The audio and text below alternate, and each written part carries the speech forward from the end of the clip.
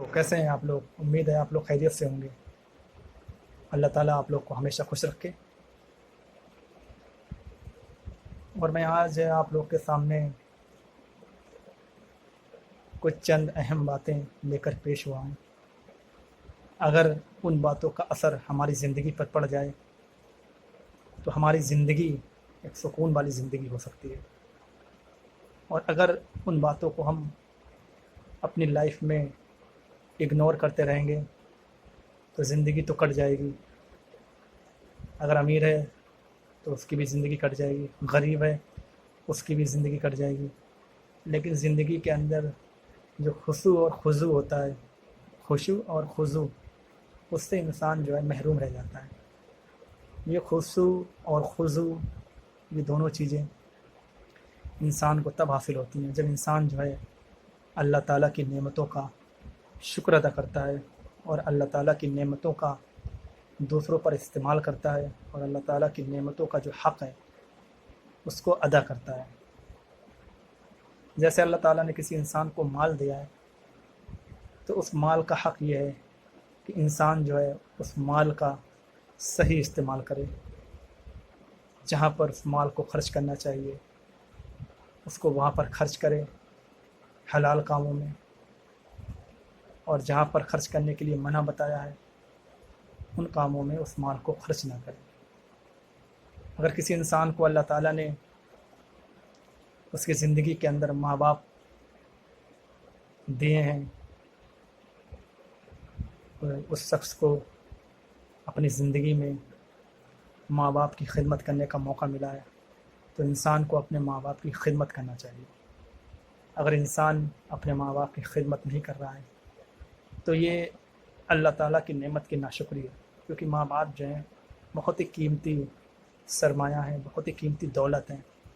تو ہر انسان کو یہ چاہیے کہ انسان جو ہے اپنے ماں باپ کی خدمت کرے، حتیٰ کہ وہ کسی بھی طریقے سے ہو۔ اگر مال سے کر سکتا ہے تو مال سے کرے، جسمانی اعتبار سے کر سکتا ہے تو جسمانی اعتبار سے کرے، یعنی کہ جس بھی طریقے سے اپنے ماں باپ کی خدمت کر سکتا ہے اس کو کرنا چاہیے، اور یہ اس کا حق ہے کہ انسان جو ہے اپنے ماں باپ کی خدمت کرے۔ اسی طریقے سے اگر انسان جو ہے فجر کی نماز کا وقت ہو گیا تو اس انسان کو یہ چاہیے کہ وہ اٹھ کر نماز کے لیے جائے۔ اس کو یہ بہانہ نہیں بنانا چاہیے کہ مسجد جو ہے گھر سے بہت دوری پر ہے، گھر پر ہی نماز پڑھ لیتے ہیں، تو یہ اللہ تعالیٰ کی نعمت کی ناشکری ہے۔ اگر انسان کو کسی بھی کام میں 5,000 کا 10,000 کا پروفٹ ہو رہا ہے تو انسان جو ہے 10 کلومیٹر 20 کلومیٹر صبح اٹھ کر بائک سے، موٹر سائیکل سے، کار سے جانے کی کوشش کرتا ہے، کیونکہ اس کو پتہ ہے کہ مجھے جو ہے اگر میں وہاں پر جاؤں گا تو مجھے 5 یا 10,000 روپے کا فائدہ ہوگا۔ لیکن جب انسان جو ہے صبح کی نماز کا وقت ہوتا ہے، اس کے کانوں میں اذان آتی ہے، تو انسان نماز کے لیے جانے میں کوتاہی کرتا ہے۔ وہ یہ سوچتا ہے کہ مسجد جو ہے میرے گھر سے دور ہے، تو یہ اللہ تعالیٰ کی نعمت کی ناشکری ہے۔ آج ہماری زندگی کے اندر بے چینی ہونے کی اصل وجہ یہ ہے کہ ہم جو ہے نا وہ صبح سے لے کے شام تک صرف اور صرف خواہشات کے پیچھے بھاگتے رہتے ہیں کہ میری یہ خواہش پوری ہو جائے، میری یہ خواہش پوری ہو جائے، یہ بھی چیز مجھے حاصل ہو جائے، یہ بھی چیز مجھے حاصل ہو جائے۔ تو اس بنا پر ہماری زندگی میں بے چینی رہتی ہے۔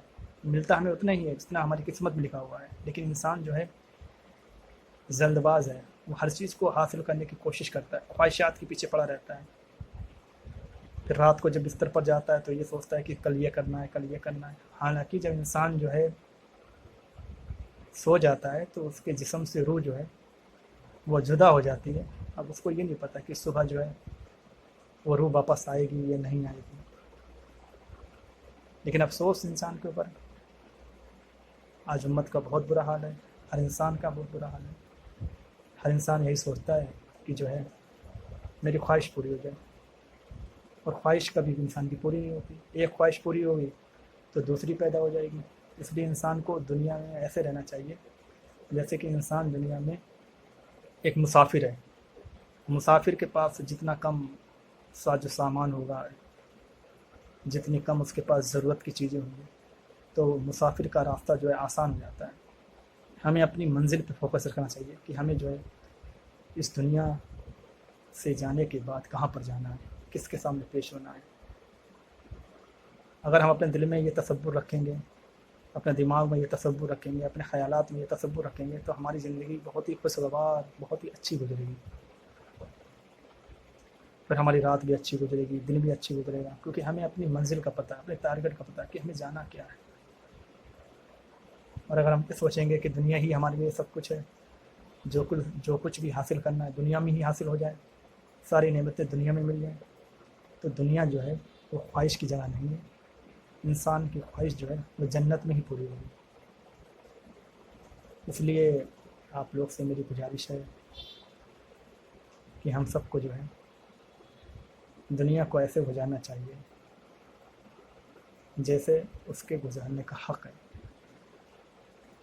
کھانے کمانے کے لیے منع نہیں کیا گیا، انسان اپنی فیلڈ میں محنت کرے، ایمانداری سے کام کرے، اور اس کے بعد جو ہے اللہ پہ چھوڑے، جو ہوگا بہتر ہوگا، اور اس کے ساتھ اچھا ہوگا تو اللہ کا شکر ادا کرے۔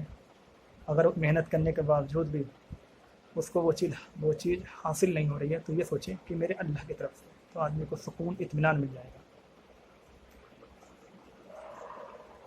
اپنا بہت بہت خیال رکھیے گا اور دعا میں یاد رکھیے گا۔